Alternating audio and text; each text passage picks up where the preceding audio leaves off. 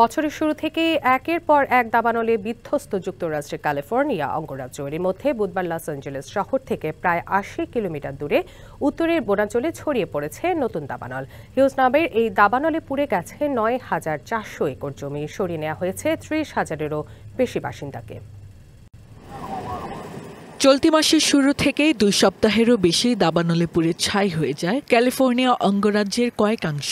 হাজারো অবকাঠামো ও মাইলের পর মাইল বনভূমির ক্ষয়ক্ষতির পর লস অ্যাঞ্জেলেসের উত্তরাংশে আবারও নতুন করে দেখা দিয়েছে দাবানল। যুক্তরাষ্ট্রের ন্যাশনাল ওয়েদার সার্ভিস বিভাগ বলছে, স্থানীয় সময় বুধবার লস অ্যাঞ্জেলেস শহর থেকে প্রায় ৮০ কিলোমিটার দূরে উত্তরের বনাঞ্চলে হিউজ নামের নতুন এই দাবানল ছড়িয়ে পড়ে। অল্প সময়ের ব্যবধানে আগুনে পুড়ে গেছে হাজারো একর জমি।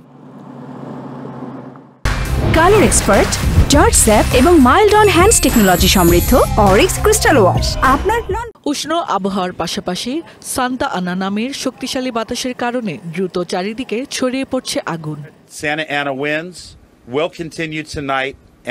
তীব্র বাতাসের কারণে আগুন নিয়ন্ত্রণ করা কঠিন হয়ে পড়েছে। এই বাতাস আগামী 2 দিন অব্যাহত থাকবে, ফলে এই অঞ্চলটি জুড়ে জারি করা হয়েছে সর্বোচ্চ সতর্কতা। পরিস্থিতি নিয়ন্ত্রণে আনতে নিয়োজিত রয়েছেন হাজারো ফায়ার সার্ভিস কর্মী। এরই মধ্যে জোর করে সরিয়ে নেওয়া হয়েছে সেখানকার হাজারো বাসিন্দাকে। আর সতর্কতার আওতায় রয়েছে প্রায় ২৫,০০০ মানুষ। Hasna Akter, DBC news desk.